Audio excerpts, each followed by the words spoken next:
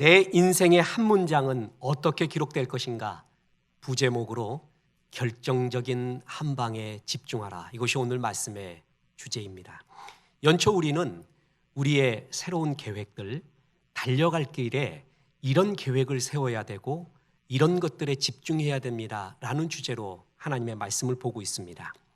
20세기의 아인슈타인이라고까지 일컬어지는 별명이 있는 리차드 파인만이라는 천재 물리학자가 있습니다. 이 사람의 이야기 중에 강연 도중에 누군가 나에게 끔찍한 재난 때문에 과학 지식이 전부 사라지고 딱 한 문장만 남길 수 있다면 무엇을 남기겠는가? 라는 질문을 한다면 나는 이렇게 대답하겠다 하고 그 한 문장이 유명합니다. 모든 물질은 원자로 이루어졌다. 그런 물리학의 기본이 이거라고 생각했나 봅니다. 그래서 이걸 기억해라. 인류가 다 멸망하고 나고 후대의 인물이 나타난다고 하면 물리학에서 이거 하나로부터 시작하면 된다. 모든 물질은 원자로 이루어졌다. 그렇게 한 문장으로 표현했습니다. 맞는 얘기, 어찌 보면 옳은 얘기 같은데 여러분에게 한번 물어보겠습니다. 여러분이 죽을 때 인류에게 남겨놓을 하나의 문장이 있다면 어떤 성경을 택하겠습니까? 어떤 구절을 택하겠습니까? 저는 창세기 1장 1절입니다. 태초에 하나님이 천지를 창조하시니라. 우주 만물의 모든 것의 시작이 하나님이고 우리가 지금 생각할 수 있고 삶을 누릴 수 있고 지금도 섭리하시고 그리고 세상의 끝까지 주장하시는 분이 하나님이시다. 이 한 문장을 남겨놓고 싶겠습니다. 그리고 또 하나 물어보겠습니다. 여러분 인생을 하나님이 그리고 이웃들이 평가한다면 어떤 한 문장으로 기록이 되겠습니까? 더 쉽게 이야기하겠습니다. 길게 이야기할 수가 없거든요. 저 사람에 대해서 한 문장으로 표현하라고 우리는 표현들을 합니다. 그럼 하나님은 나는 어떤 한 문장으로 기억하겠습니까? 이웃들은 나를 어떤 한 문장으로 기억하겠습니까? 아니, 나는 어떤 한 문장으로 기억되고 평가되고 싶습니까? 인생의 성공은, 승리는 이거를 늘 기억하며 살아야 됩니다. 그리고 우리의 가장 힘이 있고 가장 넘쳐나는 에너지와 달려갈 길이 보이고 그리고 굉장히 정열적이고 재능이 있을 때 이것을 항상 생각해야 됩니다. 나는 하나님과 이웃이 어떤 한 문장으로 기억할까? 거기에 집중해야 됩니다. 오늘 그 말씀입니다. 그래서 오늘 본문은 첫째, 사람은 한 문장으로 평가되고 기록된다라는 것을 기억하라라는 것입니다.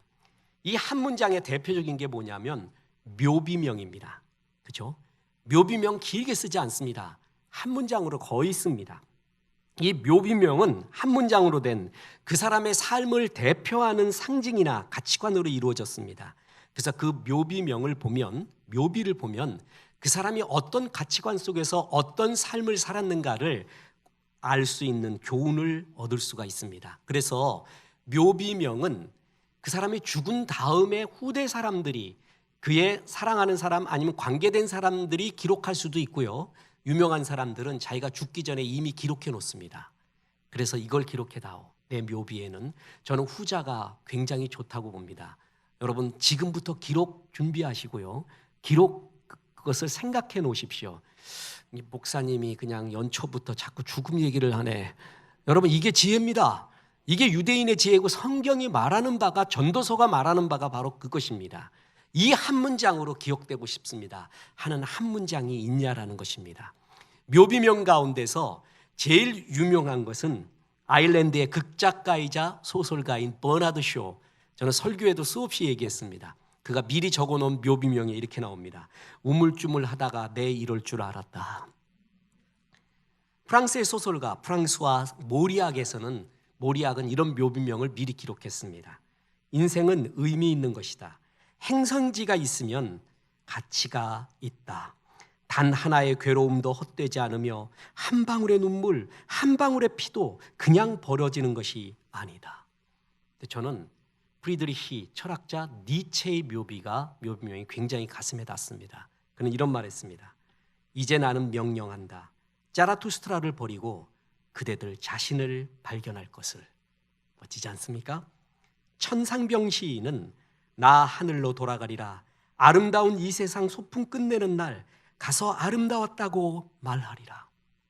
발명왕 토마스 에디슨은 상상력, 큰 희망, 굳은 의지는 우리를 성공으로 이끌 것이다. 이렇게 기록됐습니다. 묻습니다. 여러분은 어떻게 기록되기를 원합니까? 하나님과 사람이 나를 어떻게 평가하고 어떻게 그 묘비에 나의 평가를 한 문장으로 기록되기를 원하고 계십니까?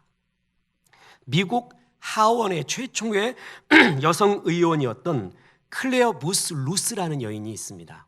당찬 여인입니다. 이분이 1962년에 존 F 케네디 대통령에게 했던 권면의 한 문장이 굉장히 유명합니다. 그가 이렇게 권면합니다. 각하, 위대한 인물은 한 문장으로 묘사됩니다. 그래서 아브라함 링컨은 연방군을 보존하고 노예를 해방했다이며 프랭클린 루즈벨트는 대공황에서 우리를 구해주고 세계대전에서 승리했다. 그 한 문장입니다. 존 F 케네디, 그대도 멋진 한 문장으로 기억되기를 원합니다. 그러면서 뭐냐면 여러 가지 다 일 벌려놔서 아무것도 아닌 바람만 무성한, 가지만 무성한 게 아니라 그 사람 그러면 한 가지 뚜렷하게 떠오르는 그 정말 멋진 한 방, 멋진 한 문장에 집중하십시오 라고 권면해 준 겁니다. 각하, 위대한 인물은 한 문장으로 묘사됩니다. 저는 앞으로 대통령 선출에 누가 대통령 될런지 모르겠는데 이 말을 해주고 싶습니다. 한 문장으로 기억됩니다. 그 하나, 결정적인 하나를 이루십시오. 과거의 인물, 역사적인 인물, 무덤의 비문만 한 문장으로 기록되는 게 아니라요, 살아있는 우리들에 대한 평가와 기억도 99% 한 문장으로 합니다. 여러분 물어보십시오. 그 사람 어때? 라고 물어봤어요.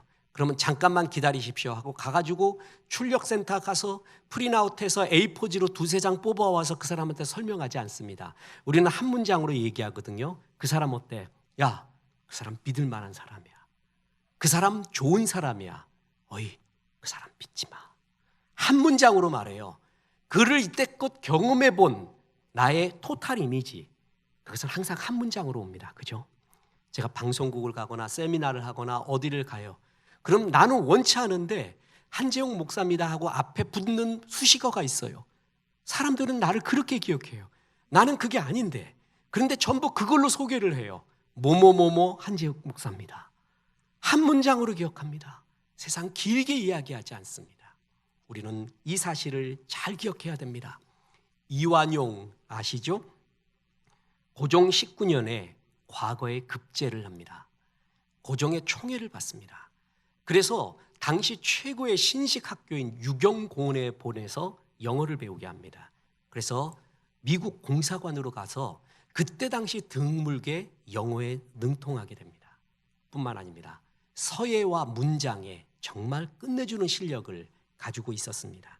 일본 천황에게도 그의 글솜씨가 알려져서 당시 천황이었던 나이쇼 천황은 이완용의 문장과 글을 보고 싶다라고 조선 통감에게 통보를 했고, 조선 통감이었던 데라우치 통감이 이완용에게 비단 한 필을 보내면서 우리 천황한테 보낼 시 문장 하나를 좀 적어 주십시오 할 정도로 글씨 서예와 문장에 뛰어났습니다.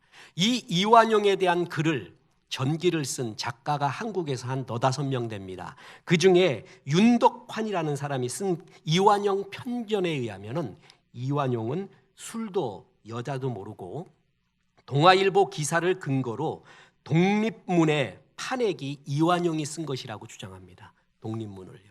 그거는 문제가 많죠. 누가 쓴지 아직도 모릅니다. 근데 그렇게 추정할 정도, 특히 독립문이 세워졌을 때 기조 연설을 할 때가 이완용이 했을 정도입니다. 장점이 이렇게 많은 사람입니다. 그죠?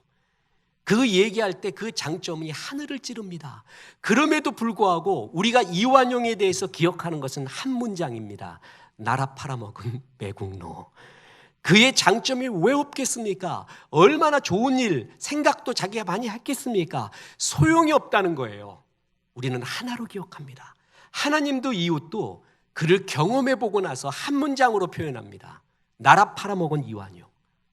다시 말합니다. 아무리 설명을 해도 소용이 없어요. 하나님과 이웃이 그 한 문장으로 기억한다면 그 한 문장의 잘못됨, 결정적인 것이 얼마나 소중하다라는 것을 우리가 알 수가 있습니다.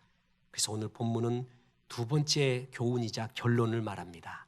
좋은 한 문장으로 평가되고 기억되라라는 것입니다. 하나님은 오늘 본문에 고넬료를 이렇게 표현하셨습니다. 한 문장입니다. 사도행전 10장 2절입니다. 그가 경건하여 온 집안과 더불어 하나님을 경외하며 백성을 많이 구제하고 하나님께 항상 기도하더니. 한 사람, 한 가정, 그리고 한 성도에 대한 최고의 극찬이 여기 나옵니다. 저는 신혼부부가, 아니 모든 부부가, 가정이 추구해야 될 모든 지표가 여기 다 나와 있다고 봅니다. 보세요. 경건합니다. 자기 혼자 믿는 게 아니라 온 가족 친지를 주께로 인도하고 싶어서 몸부림치고 있는 모습, 온 집안과 더불어 하나님을 경외하고 뿐만 아니라 열린문 가정이라서 백성과 이웃을 항상 생각하며 구제하며 하나님과 항상 동행하는 기도가 있었던 가정. 이 가정이야말로 최고의 가정. 이 단어에는요, 고넬료가 하나님과 이웃 앞에서 얼마나 신실한 사람이었는가를 알 수 있습니다. 짧은 문장이지만 한 단어 한 단어에 대해서 하나님이 고넬료를 얼마나 애정 깊고 신뢰감 있고, 그리고 고넬료를 생각할 때 하나님의 성도로서 얼마나 자부심 있게 생각하는가를 나타내고 있습니다. 경건하다, 하나님을 경외하다, 많이 구제하다, 항상 기도하다. 다른 수식어가 붙일 필요가 없는 완벽한 한 문장의 평가입니다. 성경에서 저는 구약에서 최고로 퍼펙트한 인물을 든다면 요셉을 듭니다. 그리고 제 개인적으로 신약에서 가장 퍼펙트한 인물이 누구냐 그러면 저는 고넬료를 듭니다. 이 사람은 하나님 앞에 인간으로서 받을 수 있는 최고의 극찬적인 칭찬을 다 받은 사람입니다. 하나님이 고넬료를 설명할 때 너무 좋았습니다. 흔히 우리가 가정을 얘기할 때 세 가지 기능을 말합니다. 경제적 기능, 교육적 기능, 사명적 기능. 이 세 가지가 다 있을 때 온전한 가정이라고 말합니다. 이 고넬료는 세 가지의 기능이 다 있습니다. 교육적 기능, 히브리 사람들의 하비루타 교육, 히브리 사람들의 교육의 제일 중요한 점, 그것은 가정교육이 최고로 중요하게 여기는 거 아십니까? 여기서 신앙의 모든 것을 가르치잖아요. 신앙을 가르치는 것은 가정과 교회밖에 없습니다. 세상 나가면 완전히 세속 학문과 세속 가치관을 배우잖아요. 신앙 배울 수 있는 곳은 여기밖에 없다 싶어서 목숨을 걸잖아요. 그 신앙 교육적 기능이 가정에 있었습니다. 보세요. 10장 2절, 사도행전 10장 2절에 온 집안과 더불어 하나님을 경외하며, 사도행전 10장 24절에 고넬료가 그의 친척과 가까운 친구들을 모아 기다리더니, 베드로 말씀을 기다릴 때요, 혼자 기다리지 않습니다. 가족 친지 다 모아합니다. 그는 이렇게 가족 친지를 사랑했던, 그리고 모두가 주 앞에로 인도하기를 원했던 이런 신앙 교육적 가정이었습니다. 뿐만 아닙니다. 가정에서는 사명적 기능이 중요하다고 했잖아요. 가정은 내 행복하라고만 주님이 주신 게 아니라 가정이 이루어야 될 사명이라는 것이 있습니다. 그 사명을 다할 때 가정은 행복해지는 것입니다. 신약에 보면 브리스길라와 아굴라가 나옵니다. 이 가정, 이 부부, 가정의 사명은 바울 사도를 돕는 것이었습니다. 그래서 바울 사도의 가는 길에 가는 곳마다 이사 다닙니다. 그래서 동역합니다. 심지어는 먼저 이사 갑니다. 그래서 침례 요한처럼 그냥 꽃길을 다 열어놓습니다. 바울이 마음껏 사역할 수 있도록 해줬습니다. 가정의 사명적 기능을 다한 사람이 브리스길라와 아굴라였어요. 또 하나, 바로 고넬료가 그랬습니다. 고넬료는 로마의 군인이었습니다. 이 사실을 잘 알아야 됩니다. 자, 우리나라의 상황으로 상황 변환을 현재적으로 해보면요, 일제시대 때 피지배 민족인 우리를 다스리고 억압했던 일본 군인이었다라는 얘기입니다.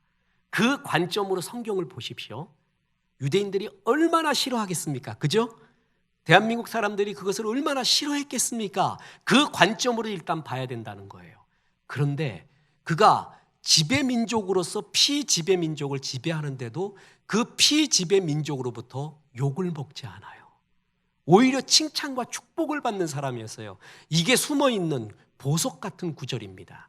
그는 총과 칼로 억압을 하지 않았습니다. 그는 자기의 지위, 자기의 경제적 지능, 또한 자기의 모든 것을 통해서 그 피지배민족인 이스라엘 사람들을 구제를 했습니다. 다시 말합니다. 고넬료, 이스라엘 사람, 그 사람의 로마의 군인이었어요. 자, 보세요. 10장 2절.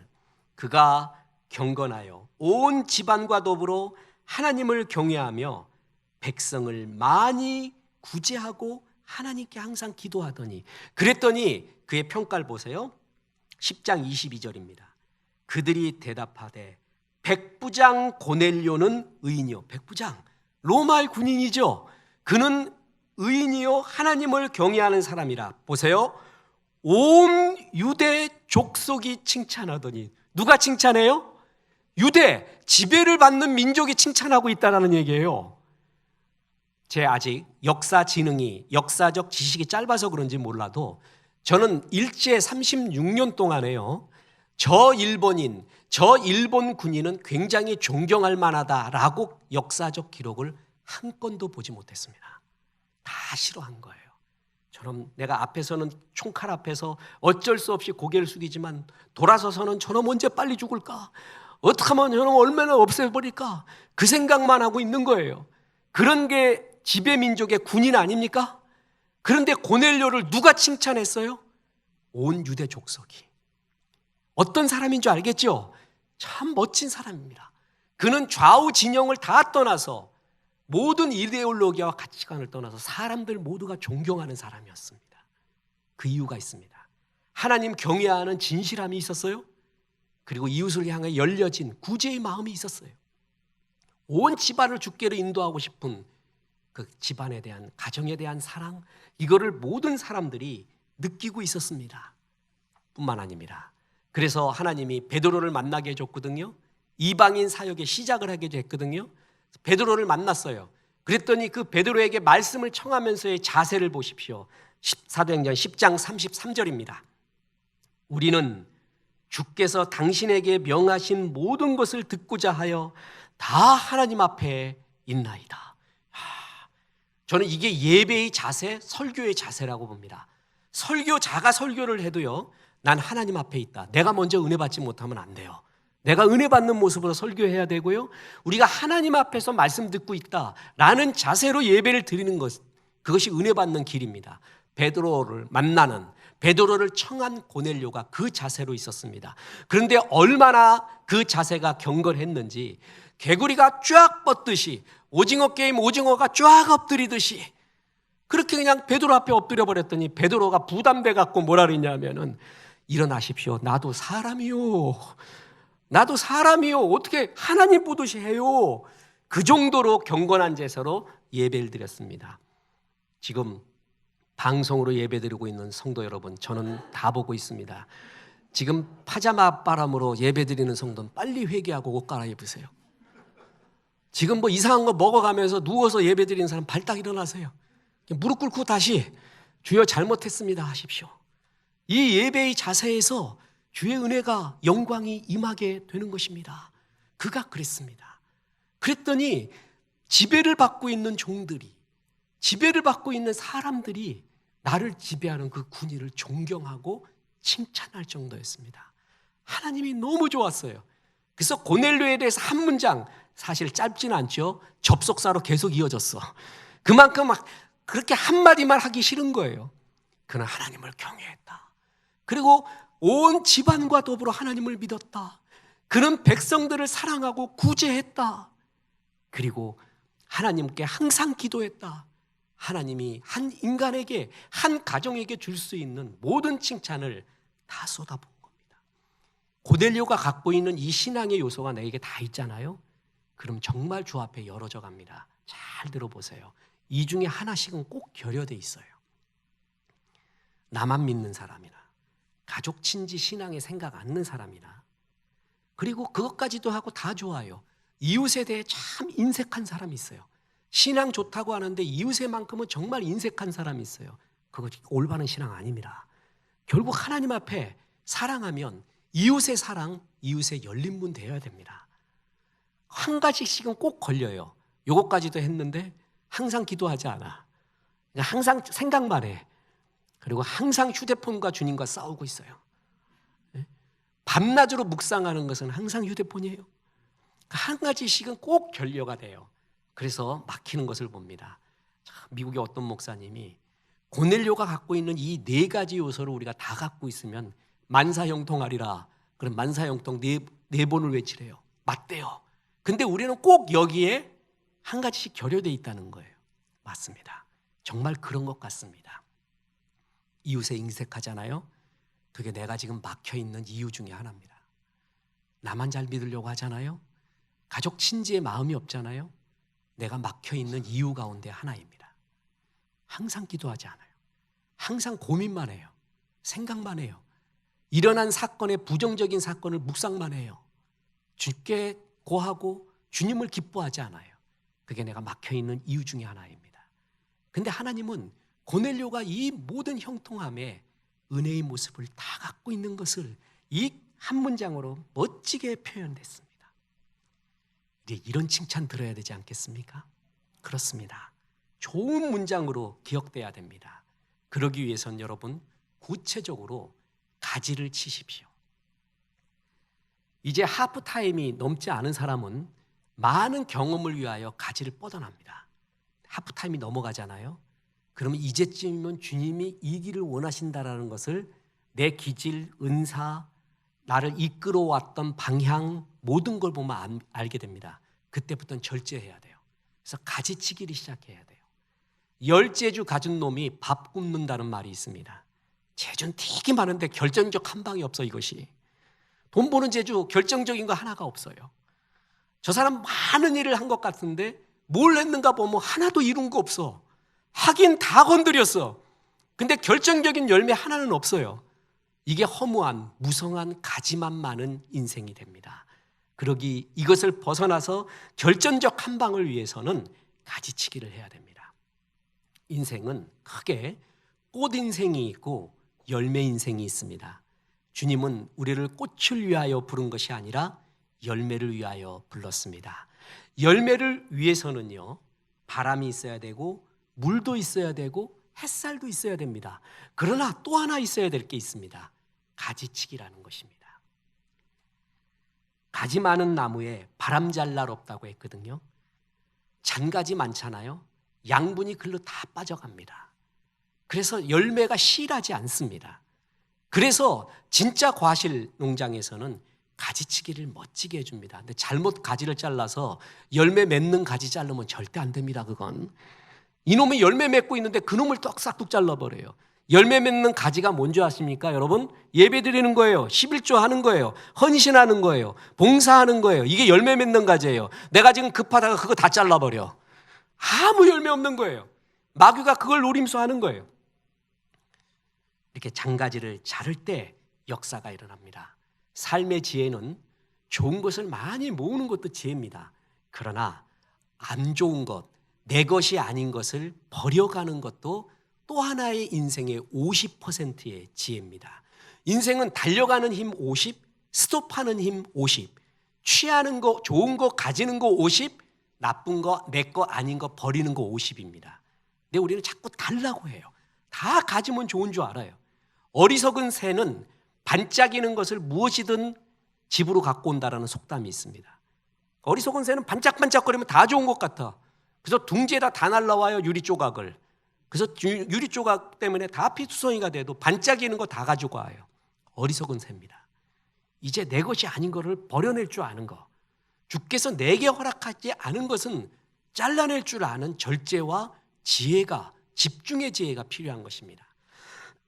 미켈란젤로에게 유명한 일화들이 많잖아요. 그 중에 하나가 데이빗상, 다윗상 만들었을 때입니다. 저 돌덩이 보고 대리석 보고 어떻게 다윗상을 저기서 만들어냅니까? 했더니 미켈란젤로의 유명한 말이 있습니다. 저 돌을 보면서 다윗이 아닌 거를 쪼아내기 시작했다. 돌 속에 이미 다윗을 보고 있어요. 그래서 다윗이 저기 돌에서 나오게끔 하기 위해서는 다윗 아닌 거를 쪼아내는 거예요. 그러면 다윗이 나와요. 인생의 지혜가 뭔지 아십니까? 내 거 아닌 거, 내게 하라고 하신 것이 아닌 것, 그리고 내 은사가 아닌 것, 그걸 쪼아내는 겁니다. 그래야 데이빗상이 나옵니다. 그게 지혜입니다. 모든 걸 할 수가 없습니다. 그래서 결정적인 한 방이 그때 나오게 되는 겁니다. 그래서 주님은 이 진리를 요한복음 15장 2절에서 이렇게 말합니다. 무릇 내게 붙어 있어 열매를 맺지 아니하는 가지는 아버지께서 그것을 제거해 버리시고 무릇 열매를 맺는 가지는 더 열매를 맺게 하려 하여 그것을 깨끗하게 하시느니라. 이게 가지치기의 얘기입니다. 더 열매를 맺게 하기 위해서 옆에 잔가지를 다 쳐준대요. 그럼 열매가 실해진다라는 것입니다. 여러분, 우리는 세 가지 영역에서 삽니다. 하나는 가정입니다. 하나는 교회입니다. 하나는 사회입니다. 가장 이상적인 것은 이 세 곳에서 전부 존경받고 사랑받고 인정받아야 됩니다. 가정에서 존경받고요, 사랑받아야 됩니다. 교회에서 존경받고 사랑받아야 됩니다. 사회에서 존경받고 사랑받아야 됩니다. 고넬료가 그랬습니다. 하나도 여기서 내가 사회생활은 땡이다, 내가 가정은 포기하지, 내가 교회는 포기하지, 이거 포기해서는 안 됩니다. 지금도 늦지 않았습니다. 여기서 한 문장에 좋은 단어, 우리 아버지 말이야 가정이 아무것도 아니었어요. 근데 몇 세부터는 잘하대? 얼마나 좋아. 올해부터예요. 그게 지금부터. 저 사람 교회에서 있으나 마나한 사람, 아니면 있으면 힘든 사람, 교회에서는 별별일 없는 사람이었어. 근데 참 교회에서 필요한 사람, 교회가 참 존경하고 좋아하는 사람이야? 그 뒤에 그런 평가받으면 되잖아요. 언제부터요? 지금부터 그러면 되는 거예요. 저 사람 사회에서 있으나 마나한 사람, 있어서는 안 되는 사람, 빛과 소금이 아니라 아주 엉망진창인 사람, 그런 표현 받다가 이제 좀 쓸모있네? 지금부터 하면 되는 거예요. 지금부터. 뒤돌아보지 마십시오. 뒤돌아보면 소금기둥 됩니다. 아무 유익이 없습니다. 뒤돌아봐가지고 될 일이면 밤새도록 염려하고 돌아보십시오. 그 의미 없습니다. 지금부터 잘하면 됩니다. 지금부터 하나님, 나는 가정에서 어떤 한 문장으로 남을 것인가? 나는 교회에서 어떤 한 문장으로 남을 것인가? 나는 사회에서 어떤 한 문장으로 남을 것인가? 집중해 보십시오. 나는 이렇게 기억되고 싶다. 내 묘비에는, 여러분의 묘비에는 저는 하나 권면해 드립니다. 이 사람은 주님을 참 사랑하고 교회를 참 사랑하고 가정을 참 사랑하고 하나님이 주신 삶을 즐거워하고 기뻐하며 살았던 홍길동 집사, 저는 그것처럼 칭찬이 없다고 봅니다. 주님을 사랑했어요. 가정을 사랑하고 교회를 사랑했어요. 그리고 주님이 주신 삶을 즐거워하고 기뻐했어요. 이것처럼 멋진 삶이 어디 있을까요? 하나도 포기할 수 없는 삶입니다. 다시 말합니다. 우리는 한 문장으로 기억됩니다. 보십시오. 창세기는 여러 관점, 성경은 여러 관점으로 볼 수 있거든요. 한 가지의 관점이, 한 가지의 해석이 독점할 수 없습니다. 위대한 작품일수록 여러 관점이 있는 거예요. 그죠? 그래서 성경을 꿰뚫었다 그러면은 어느 한 관점으로 꿰뚫은 거죠. 그 관점 말고 여러 관점이 있는 거예요. 신학을 배워보면 알죠. 그래서 신학의 유익점이 바로 그런 겁니다. 창세기를 배우는, 창세기를 꿰뚫는 중요한 관점 중에 하나가 족보의 관점이 있습니다. 그걸 히브리어로 톨레도트라고 합니다. 그래서 창세기에는 학자에 따라 다른데, 분류에 따라 다른데 3가지의 족보, 5가지의 족보, 7가지의 족보, 10가지의 족보 이렇게 나눕니다. 그래서 족보의 이야기가 창세기다 그래요. 창세기 잘 보면 아담의 족보는 이러하니라, 노아의 사적은 이러하니라, 이런 표현이 나와요. 거기에 족보와 사적이라는 말이 동일한 말로 톨레도트입니다. 그래서 창세기는 여러 족보로 되어 있거든요. 그 족보 중에 창세기 5장이 아담의 족보입니다. 아담의 족보의 뜻은 뭐냐면 하나님을 떠난 인생의 족보예요. 그 이야기가 쭉 나와요. 그 이야기는 하나님이 한 문장으로 표현했거든요. 누가 태어났다, 누굴 낳고 죽었다. 누가 태어났고 죽었다. 태어났고 죽었다. 그 사람은 인생에 대해서 얼마나 할 말이 많을까요? 여러분도 인생 여정 얘기하라 그러면 3박 4일, 4박 5일이잖아요. 그죠?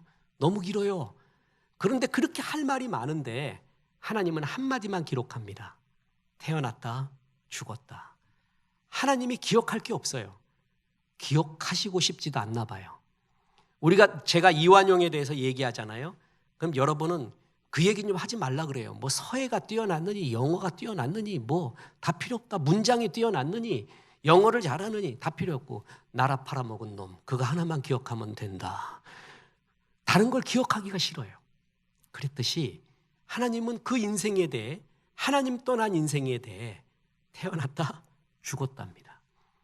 이렇게 물이 쭉 흘러오다가요. 한 구절에 가서는 여울목을 만나요. 창세기 5장. 원래 물소리는 여울목에서 나는 거 아십니까? 여울목 만나거나 자갈들 만나면 소리가 나는 거예요. 그게 에녹의 이야기예요. 에녹. 다 태어나고 죽었다는데 에녹의 이야기만 길게 해요. 그래서 에녹은 하나님과 동행하고 누구를 낳았고 그리고 맨 마지막 표현이 너무나 재밌습니다. 그러면 우리가 이제껏 본 창세기 5장의 문체에 의하면 에녹이 무드셀라 낳았고 죽었더라 이러면 되잖아요. 뭐 동행했다 이런 거 표현 좋아요. 그런데 죽었더라 그래야 되는데 에녹의 표현을 보십시오. 죽었더라가 안 나옵니다. 에녹은 365년 하나님과 동행하고 살았더라. 에녹은 영원히 산 존재입니다. 여러분 보세요. 이 믿음의 역사, 창세기 5장은 죽음의 역사, 하나님 떠난 인생의 역사였거든요. 근데 믿음의 조상의 역사가 마태복음 1장에 나와요. 그 마태복음 1장에는 끝없이 반복되는 게 뭐예요? 누가 누구를 낳고 묻습니다. 분명히 그들도 죽었습니다. 그죠? 근데 주님이 죽음을 기억하지 않아요. 죽었다라고 기록하지 않아요. 방점이 나았다는 데 있습니다. 제가 이거 할 때마다 꼭 생각나는 우리 학교 교수님이 있습니다. 이분이 경상도 분인데 학교에서 체플 할 때도 그렇게 읽고 체플에서 그렇게 읽어갖고 제가 그렇게 발음하면 안 됩니다 그랬더니 우리 교회 와서도 그렇게 읽어요. 누가 누구를 넣고 누구를 넣고 누구를 넣고 누구를 넣고 교수님 그러면 안 됩니다. 낳고입니다. 그랬더니 네, 알겠습니다. 네, 알겠습니다. 그랬더니 우리 교회 와서도 넣고 그러고 있어요. 근데 굉장히 성경적이에요. 누구를 놓았어. 하나님의 역사를 놓고 갔어. 낳는 역사. 여러분 죄악의 역사 가운데서도 에녹을 이야기할 때는 365년을 살았더라라고 기록하고 있어요. 그는 죽은 게 아니에요. 죽음의 역사가 아니라는 거예요. 생명의 성령의 역사는 죽음의 역사가 아니라 사는 역사, 살리는 역사다. 이런 표현 들어야 되잖아요. 그래서 묘비명에 이러고 죽었더라 이러지 말고 그는 그렇게 살았더라라고 기록하세요. 주님을 사랑하고 교회를 사랑하고 가정을 사랑하고 주님 주신 삶을 즐거워하고 기뻐하며 살았다 이렇게 하면 되는 거예요. 그리고 주님 품에 갔다. 죽음의 역사가 아닙니다. 하나님은 우리에게 이렇게 멋진 한 문장을 새겨주고 싶었다라는 것입니다. 성경에 제일 준엄하고 냉정하면서도 우리를 고개 숙이게 하는 문장 하나, 구절 하나가 있습니다. 그게 뭐냐면 로마서 1장 20절입니다. 거기에 이런 구절이 나옵니다. 핑계하지 못할지니라. 주님 저는 원래 이렇게 태어났습니다. 건강도 없고 재주도 없고 배운 것도 없고 뭐도 없고 핑계치 못할지니라. 주님 저는 비전을 몰랐습니다. 그래서 주님 주신 것 갖고 이렇게 마음껏 살았습니다. 그랬더니 주님이 말합니다. 너 어느 교회 다녔니? 강남 비전교회입니다. 목사님 통해 예배를 통해 내가 주일 예배부터 수요 예배부터 그리고 성경 공부부터 끝없이 세봤다. 비전에 대해서 1700번 말했다. 너 그걸 다 들어왔다. 그리고 주님이 말합니다. 핑계하지 못할지니라. 하나님은 그날에 묻습니다. 너에게 줬던 재능, 시간, 열정 물질, 그 모든 것 갖고 뭐 하고 왔니? 전 평생 고민하고 왔습니다. 평생 울고 내 문제 갖고 울며 왔습니다. 정말 어리석은 인생이에요. 이렇게 기뻐했습니다. 이렇게 하나님을 위하여, 주님이 사랑하는 이웃 영혼을 위하여, 그리고 주님이 주신 내 인생 위하여 이렇게 즐거워하고 기뻐하며 살아왔습니다. 멋진 인생 아닙니까? 정말 하나님 앞에 아름다운 인생 아닙니까? 이런 비문이 우리 가운데 기록돼야 되지 않겠습니까? 다시 말합니다. 아무리 오래 살아도, 많은 일을 해도요, 사람들은 나를 한 문장으로 기억합니다. 주님도 하나로 기억합니다. 내가 이것을 설명하고 싶어도 하나님의 임팩트에는, 가슴의 임팩트에는, 이웃의 임팩트에는 그거 하나가 남습니다. 그게 무엇이었는가 생각해 보십시오. 저 사람 그러면 하나님이, 이웃이 뭐라고 생각하는지 한 문장으로 나는 뭘까 기억해 보십시오. 그리고 나는 이렇게 기억되고 싶다. 새로의 계획을 세우십시오.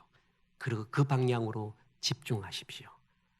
온 집안이 경건하여 하나님을 경외하고 이웃을 많이 구제하고 하나님께 항상 기도했던 사람, 이렇게 기억된다면 얼마나 좋겠습니까? 교회에서 저 사람 참 교회를 사랑하는 사람, 성가대부터 주일학교 교세부터 낮은 곳부터 섬겨오면서 교회를 참 사랑했던 사람이야. 저 사람 때문에 많이 웃었어. 저 사람 때문에 많이 살아났어. 그런 사람. 우리 아버지 엄마는 세상에 수많은 위인이 있지만 나는 한 사람 들라면 우리 아버지를 얘기하겠어요. 우리 엄마를 얘기하겠어요. 자식들에게 종종 사랑을 받는 아버지, 어머니. 사회에서 너 정말 그리스도인이구나. 야, 나하고 종교는 다른데 너 정말 멋지긴 멋져. 내가 인정해. 그건 인정. 그리스도인이 바로 이렇게 사는 거구나. 보십시오. 고넬료는 결코 유대인과 친할 수가 없는 존재였습니다. 태생 자체가 친할 수가 없잖아요. 지배 민족으로 가서 포갑을 하던 그런 군대장이었습니다. 그런데 온 유대 족속이 그를 칭찬했대요. 어떻게 살았길래? 표상이 나오지 않습니까? 너무 높은 목표가 아닙니다. 내게 주어진 대로 가정과 교회와 사회에서, 그리고 내게 주신 인생을 즐겁고 기쁘게 감사하며 하나님 앞에 멋진 한 문장이 새겨주십시오. 그런 존재가 되기를 주 예수의 이름으로 축원합니다. 우리 하나님의 말씀 생각하며 찬송합니다. 저 높은 곳을 향하여.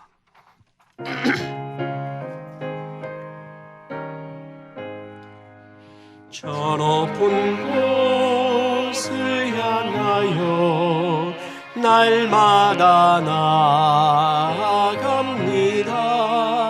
내 뜻과 정성 모아서 날마다 기도합니다. 내 주여 내 맘 붙드사 그곳에 있게 하소서. 그곳은 빛과 사랑이 언제나 넘치옵니다. 괴로움과 죄가 있는 곳 나 비록 여기 살아도 빛나고 높은 저곳을 날마다 바라봅니다. 내 주여 내 맘 붙드사 그곳에 있게 하소서. 그곳은 빛과 사랑이 언제나 넘치옵니다.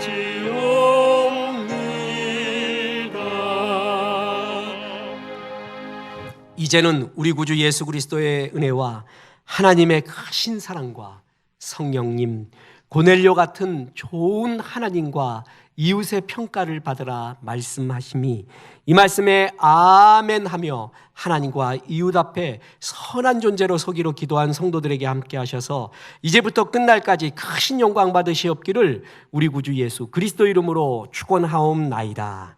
아멘.